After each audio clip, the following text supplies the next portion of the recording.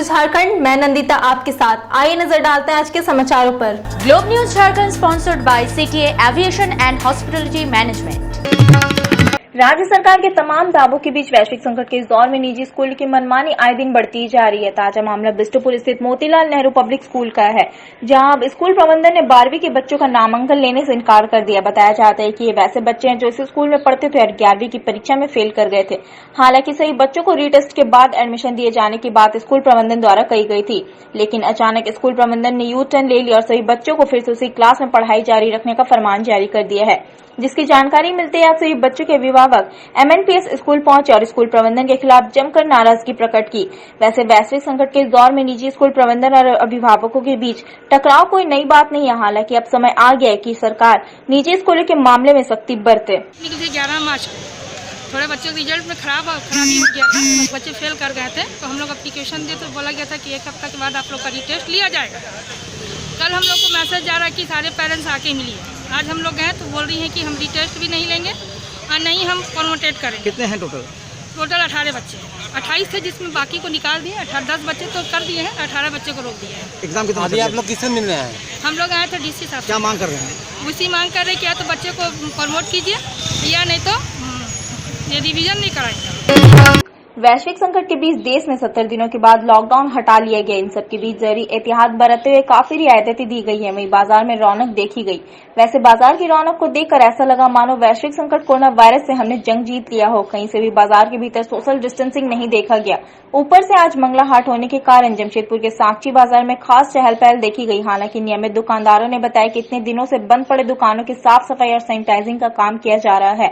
दुकानदारों ने साफ तौर पर कहा है कि सरकार द्वारा जारी गाइडलाइन का पूरी तरह से पालन किया जाएगा। भगवान से यही प्रार्थना कर रहे हैं कि जैसे पहले हम लोग का स्थिति था वैसे सामान्य हो जाए स्थिति, और हम लोग अपना जीवन यापन ठीक तरीक़ा से कर सकें। यही हम लोग भगवान से प्रार्थना, हम लोग का साक्षी सोनारी टेम्पो स्टैंड का ड्राइवर लोग यही हम लोग भगवान से प्रार्थना कर रहे हैं। 22 मार्च को जो जनता कर्फ्यू हुआ था, उसके बाद 25 तारीख से लगातार बंद है, 25 मार्च से बंद है और आज 2 जून है। 2 जून को कुछ दुकान खुली है, क्लॉथ लाइन सारा बंद है। अभी भी जूते की दुकान बंद है, अभी शायद मॉल के साथ वो खुलेंगे।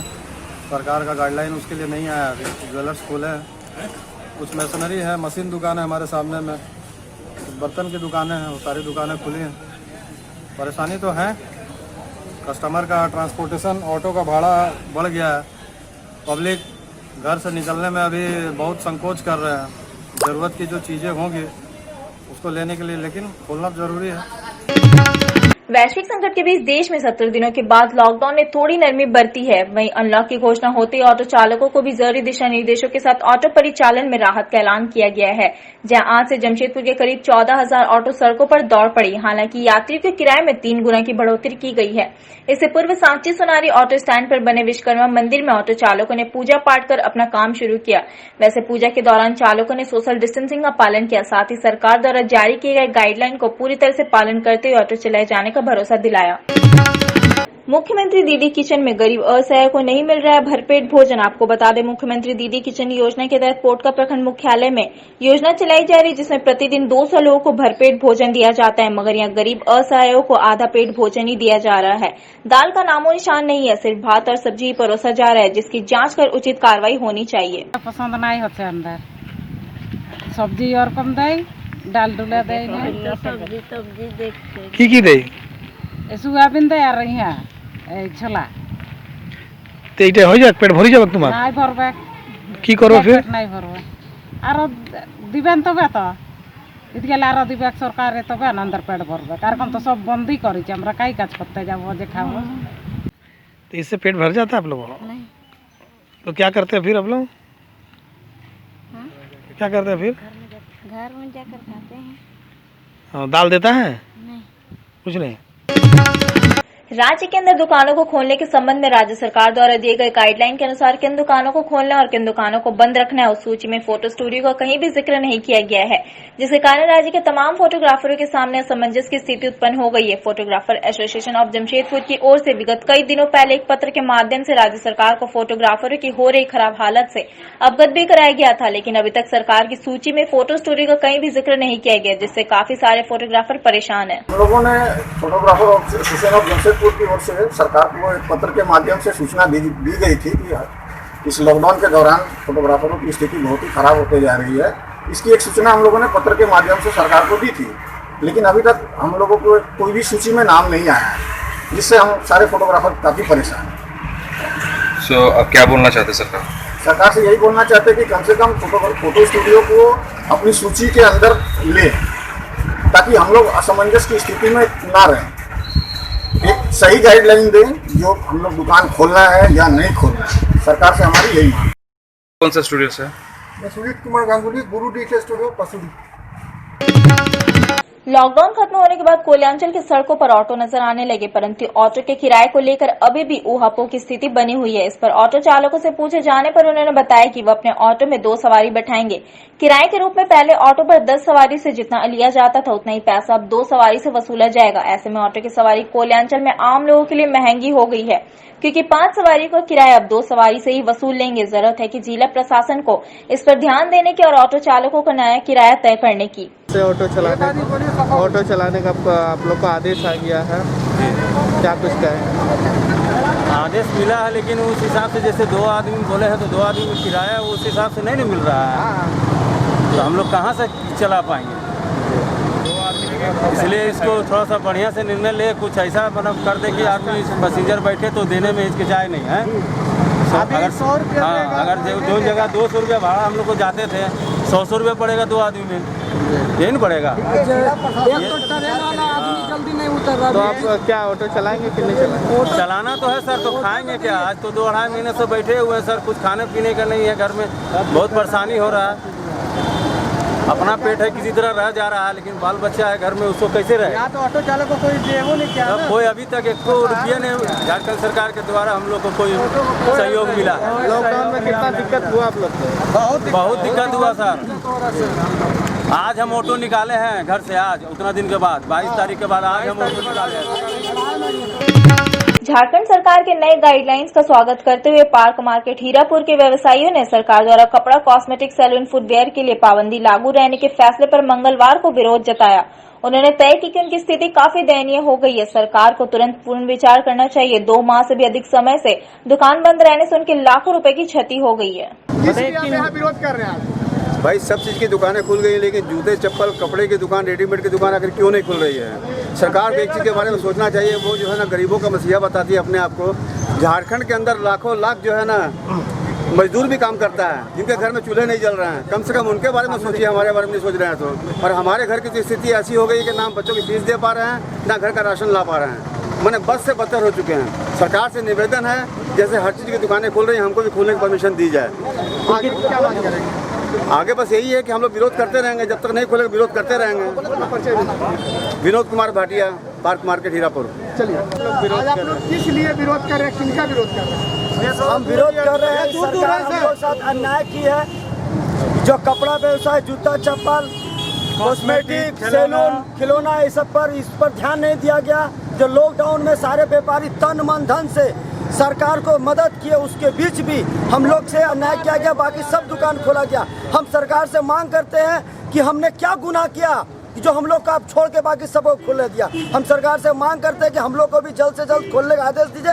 हम लोग सारे व्यापारी रोड पर आ गए हैं, इस तरह आ गए कि हम लोग को देखने वाला कोई नहीं है, भुखमरी छाया हुआ हम लोग को। कितने व्यापारी लोग हैं?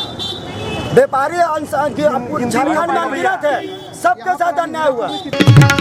आज झारखंड प्रदेश NSUI के अध्यक्ष सैयद अमीर हाजमी ने हाउसिंग कॉलोनी स्थित कांग्रेस कार्यालय में प्रेस वार्ता कर बताया कि झारखंड NSUI यह मांग करते कि विनोद बिहारी महतो कोयलांचल विश्वविद्यालय सहित झारखंड के सभी विश्वविद्यालय में अध्ययन कर रहे UG, PG, लॉ, BEd एवं अन्य सभी कोर्स के छात्र छात्राओं को UGC के गाइडलाइंस के अनुसार अंतिम सेमेस्टर के छात्रों को छोड़कर फर्स्ट ईयर एवं सेकेंड ईयर के छात्रों को बिना परीक्षा लिए प्रमोशन करने की व्यवस्था की जाए, क्योंकि इस कोरोना महामारी में संभव नहीं है कि ऑफलाइन परीक्षा आयोजित की जाए, जिसके चलते सत्र काफी काफी लेट चल रहा है। कई कोर्स के सत्र 1 साल से भी ज्यादा लेट से चल रहे हैं एवं दुर्लभ क्षेत्र में इंटरनेट की सुविधा उपलब्ध नहीं है, जिस कारण ऑनलाइन परीक्षा असंभव है। बहुत सारे छात्र छात्राओं के पास एंड्रॉइड मोबाइल फोन भी नहीं है, जिससे वह ऑनलाइन परीक्षा में भाग नहीं ले सकते हैं। चांसलर पोर्टल पर भी ऑनलाइन के साथ साथ ऑफलाइन की रजिस्ट्रेशन की व्यवस्था की जाए। छात्रों के भविष्य को देखते हुए जैसे महाराष्ट्र सरकार, गोवा सरकार एवं छत्तीसगढ़ सरकार ने निर्णय लिया है कि झारखंड सरकार को भी इस संबंध में निर्णय लेने की आवश्यकता है। धनबाद में IIT, ISM एवं झारखंड पॉलिटेक्निक के छात्रों को बिना परीक्षा लिए उनके सेमेस्टर के प्रमोशन की व्यवस्था की गई है। देखिए, सबसे पहले मैं बताना चाहता हूँ कि आप लोगों को ज्ञात है कि यूजी के द्वारा ऑनलाइन परीक्षा की बात की जा रही है। बहुत सारे विश्वविद्यालयों में ऑनलाइन परीक्षा लेने के संदर्भ में सोचा जा रहा है। इस कोरोना महामारी के समय जहां सारे देश के लोग परेशान हैं, हर वर्ग के लोग परेशान हैं, हमारे छात्र छात्राएं भी परेशान हैं, तो हम लोग डिमांड किए हैं सारे विश्वविद्यालय के कुलपति से, झारखंड गवर्नमेंट से और भारत सरकार से, फर्स्ट ईयर और सेकेंड ईयर जो भी यूजी, पीजी, बीएड, लॉ और अदर कोर्सेज के जो भी स्टूडेंट है फर्स्ट और सेकेंड ईयर के, फाइनल ईयर को छोड़ सभी को प्रमोट किया जाए। जिला परिषद मैदान में लगी सब्जी मंडी में आज लगभग 2 महीने लॉकडाउन के दौरान सोशल डिस्टेंसिंग, मास्क एवं अन्य सावधानियों के प्रति सतर्कता के लिए जागरूकता अभियान विभिन्न कार्यक्रमों से तथा अन्य संगठनों से भी सोशल डिस्टेंसिंग की धज्जियां उड़ाई गई। वहीं पर उपस्थित क्षेत्र के रंजन गुप्ता ने कहा कि इतने जागरूकता अभियान प्रशासन एवं संगठन द्वारा फैलाने के बावजूद भी सतर्क रहे, घर पर रहे, सोशल डिस्टेंसिंग का पालन करे एवं कोरोना को हराए। लेकिन आज जनता की रवैया देख बहुत अफसोस हो रहा है कि असावधानी, लापरवाही के कारण कहीं कोरोना हमें न हरा दे। प्रशासन ने अपना काम प्यार और सख्ती से विभिन्न कार्यक्रमों के द्वारा किया, लेकिन अब सारे जनता का यह कर्तव्य था कि सरकारी दिशा निर्देशों पर चलकर समाज और देश को बचाए। अच्छा, ये बताइए कि यहाँ मार्केट में कितनी भीड़ लग रही, क्या कहना चाहेंगे? ये कोरोना से हम लोग हारने की तैयारी कर रहे हैं और खास करके हमारे जो जनता है, पब्लिक है, ये अपना गलती के कारण खुद कोरोना को हराना चाह रहे हैं। कोरोना से हराने के लिए ये लोग इतना तरह का बिना मतलब से सब्जी लें और मतलब से अपना सब्जी लेकर जाएं। यहाँ पर एक घूमने का मकसद से आ रहे हैं और काफ़ी भीड़ लग रही है। इससे साफ ये पता चल रहा है कि हम लोग कोरोना से हारेंगे, जिस तरह से हम लोग आपस में जागरूकता को खत्म कर दिए हैं। लॉकडाउन जैसी परिस्थिति में तेजस्विनी सोशल वेलफेयर ट्रस्ट द्वारा बहुत ही सहयोगपूर्ण रहा है। वहीं आज तेजस्विनी सोशल वेलफेयर ट्रस्ट द्वारा घर घर में दवा का वितरण किया गया। बताया जाता है कि इस दवा के सेवन से कोरोना वायरस शरीर में प्रवेश नहीं करेगा। सभी घरों में हम लोग पहुंचाते हैं, तो ये दवा हम लोग सेवन करते हैं तो ये मेडिसिन जो है उस शरीर में एंटीजन का एक प्रिपेयर करेगा और वो कोरोना वायरस को शरीर में प्रवेश नहीं करने देगा। तो एक अच्छा पहल है। आज शायद इस क्षेत्र में पहली दफ़ा है जो तेजस्विनी सोशल वेलफेयर सोसाइटी के माध्यम से दवा बांटी जा रही है। पोली दे जी जो है मेरे क्लास फ्रेंड है। वैश्विक संकट कोरोना का दौर जारी है, जहां देश के प्रधानमंत्री से लेकर केंद्र और राज्य सरकार के साथ जिला प्रशासन संकट के इस दौर में सभी जरूरतमंदों को हर संभव सहयोग का दावा कर रहे हैं। लेकिन मूसाबनी के इस दिव्यांग का दर्द सुना आप हैरान रह जाएंगे। इसका नाम शेख अहमद है, जो थैलेसीमिया से ग्रसित है। पिछले 70 दिनों के दौर को भी देश भूला नहीं है। कोरोना का खौफ अभी समाप्त नहीं हुआ है, लेकिन जरा सोचिए, पिछले नवंबर महीने से यह दिव्यांग पेंशन के लिए दर दर भटक रहा है। वैसे दिव्यांग शेख अहमद ने अपने साथ हुए अन्याय के खिलाफ कोर्ट का दरवाजा खटखटाया और वहीं से अपने पक्ष में इंसाफ लेकर पूर्वी सिंहभूम जिला मुख्यालय पहुंच जिले के उपायुक्त को कोर्ट के आदेश की कॉपी सौंप दी। शेख ने बताया कि उसकी तरह केवल मूसाबनी प्रखंड में करीब 65 दिव्यांग और है जिन्हें दिव्यांगता पेंशन नहीं मिल रहा है। मेरा नाम शेख अहमद अमन, मैं मूसाबनी प्रखंड से आता हूँ। विगत 2019 से हमको पेंशन नहीं मिला, लगभग नवंबर महीना से। ठीक है, तो मैंने जब बैंक में 2-3 बार गया तो बोला कि आपका पेंशन नहीं आया है। ठीक है, तो मैं फिर मुझे सुनने में आया कि अप्रैल महीना में कि पेंशन कुछ बैंक में आया बोल के, तो मैं फिर से अपने घर से लॉकडाउन के दौरान, उस समय लॉकडाउन लग चुका था, तो चल के गया तो बोला कि मेरा पेंशन आया क्या, चेक कीजिए। बोले कि आपका पेंशन नहीं आया है और आपके साथ बहुत जन का पेंशन नहीं आया है। तो मैंने तुरंत दूसरे विकलांग के माध्यम से स्टेट डिसेबिलिटी कमिश्नर को अपनी शिकायत की। तो मेरी शिकायत को सुनते हुए तुरंत कार्रवाई करते हुए कमिश्नर साहब ने आदेश पत्र जारी किया और पेपर में भी आया कि विकलांग को अविलंब इस लॉकडाउन के दौरान पेंशन दे दिया जाए इनको। तो आदेश के बावजूद अब तक मुझे नहीं मिला था। तो करीबन 8-10 दिन पहले 21 तारीख को मैंने अपने वकील से बात की कि ऐसी हो रहा, क्या करेंगे। तो फिर मैंने निर्णय लिया कि नहीं, मतलब कि कोर्ट का दरवाज़ा खटखटा जाए। तो हमने कोर्ट में केस किया। तो कोर्ट में मेरे ही पक्ष में और ये फैसला आया कि इनको मतलब कि जांच करके डीसी साहब को ये पत्र भेजा गया कि जांच करके इन्हें अविलंब ये किया जाए, बोल के हफ्ता भर के अंदर में संविधान समस्या का संविधान करके हफ्ता भर के अंदर में जांच करके मतलब हफ्ता भर के अंदर में इसको पेंशन दे दिया जाए। अभी डीसी सर से मिलने आए थे, पर मैंने रिसीविंग कराया, उनको लेटर ये कर। कोरोना संकट के बीच जमशेदपुर भाजपा ने जिला प्रशासन से प्रवासी मजदूरों या बाहर से आने वाले लोगों को होम क्वारंटाइन करने से पहले कोविड-19 की जांच किए जाने की मांग की है। जमशेदपुर अनुसूचित जाति मोर्चा के जिलाध्यक्ष विमल बैठा ने जिले के उपायुक्त से मिलकर इस संबंध में ज्ञापन सौंपा। वहीं सौंपे गए ज्ञापन के माध्यम से उन्होंने बताया कि बगैर कोविड-19 का जांच की प्रशासन केवल थर्मल स्कैनिंग कर लोगों को होम क्वारंटाइन में भेज रहे हैं और लोग होम क्वारंटाइन का पालन नहीं करके इधर उधर घूम रहे हैं, जिससे जिले में लगातार संक्रमण फैल रहा है। उन्होंने अविलंब जांच में तेजी लाने और सभी बाहरी प्रवासियों का कोविड-19 जांच कराने के बाद ही होम क्वारंटाइन में रखने की मांग की है। क्वारंटाइन आप कीजिए, मगर होम क्वारंटाइन आप कोविड-19 का टेस्ट करने के बाद करिए। हम ये नहीं बोल रहे कि कोविड-19 का टेस्ट भी नहीं आप सब चीज़ करिए, क्योंकि बात ऐसा आ रहा है कि जिस प्रकार से लोग आ रहे हैं बाहर से, उनको खाली स्क्रीनिंग कर दिया जा रहा है, उनका टेम्परेचर चेक किया जा रहा है और उनको होम क्वारंटाइन कर दिया जा रहा है। और वैसे लोग क्या कर रहे हैं कि होम क्वारंटाइन का पालन नहीं कर रहे हैं, जिस वजह से ये जो संक्रमण ये बढ़ते जा रहा है, डेली 30, 20, 40 आ रहा है। अगर आप उनका कोविड-19 का टेस्ट कर ले, उसके बाद आप उनको होम क्वारंटाइन करिए। स्वास्थ्य मंत्री बन्ना गुप्ता ने मंगलवार को रांची के राजेंद्र आयुर्विज्ञान संस्थान रिम्स में नेफ्रोलॉजी विभाग की शुरुआत की। उन्होंने कहा कि सरकार की कोशिश हो कि राज्य के सबसे बड़े सरकारी अस्पताल में जल्द से जल्द डायलिसिस की सुविधा मिल सके। स्वास्थ्य मंत्री श्री बन्ना गुप्ता ने कोविड के लिए बनी टास्क फोर्स समेत पूरी रिम्स प्रबंधन की तारीफ करते हुए कहा कि कोरोना काल में सब सारे प्राइवेट अस्पताल और नर्सिंग होम ने हाथ खड़े कर दिए तो सरकार की संस्था के रूप में रिम्स ने मोर्चा संभाला और बेहतरीन प्रदर्शन किया है, जिसके लिए सभी बधाई के पात्र है। मंत्री बन्ना गुप्ता ने कहा कि अब समय आ गया कि कोरोना के अलावा भी बेहतर तरीके से अन्य रोगों के मरीजों का इलाज सुनिश्चित हो। उन्होंने बताया कि गंभीर रोगों और गर्भवती महिलाओं के इलाज पर विशेष ध्यान रखे। हमारा 4 मशीन काम कर रहा है।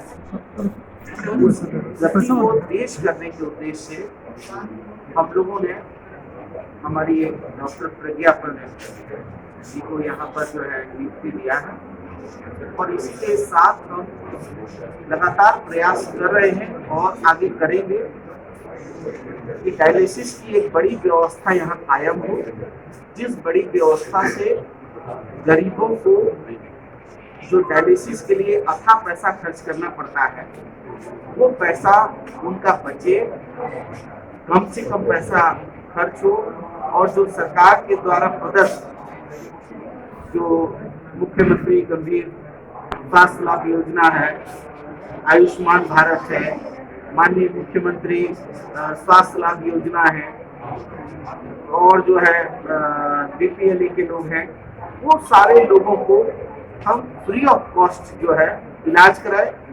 तो एक बड़ी व्यवस्था कायम करने की दिशा में ये एक मील का पत्थर साबित होगा, जिसकी दिशा में हम आगे बढ़ेंगे।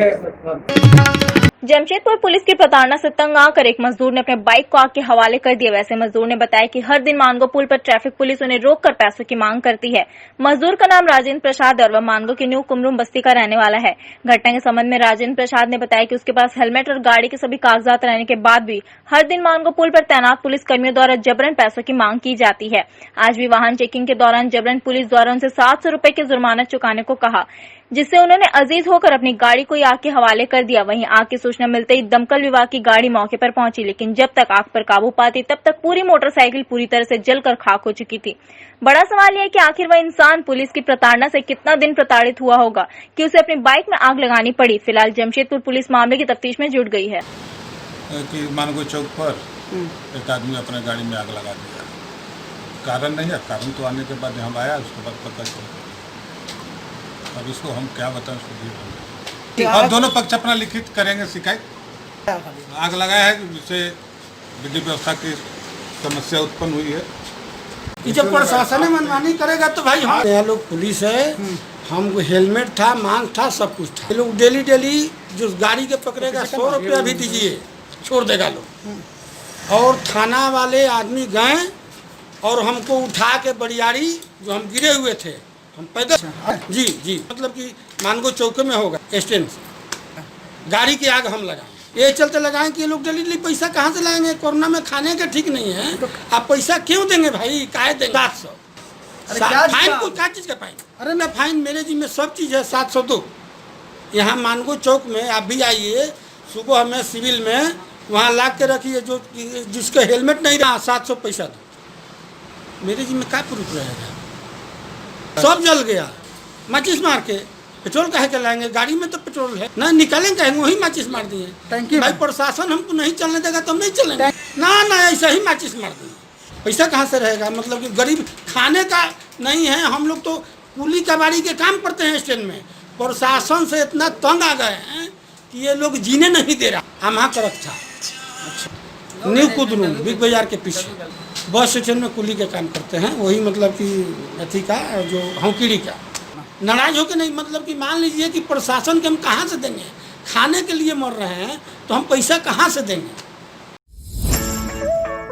SGIHM Institute of Hotel Management, registered by Government of India. Crash course एवं डिप्लोमा कोर्स, प्रैक्टिकल क्लास की सुविधा एवं 100% जॉब प्लेसमेंट। करें अपने सपने को साकार। संपर्क करें SGIHM Institute of Hotel Management, 3rd floor, DH State Center, near Ram मंदिर, ऑपोजिट बंधन बैंक, बिस्टपुर, जमशेदपुर। हमारा फोन नंबर 7004615405 एवं 9204579353। अपने सपने को साकार करने के लिए आज ही संपर्क करें SGIHM Institute of Hotel Management।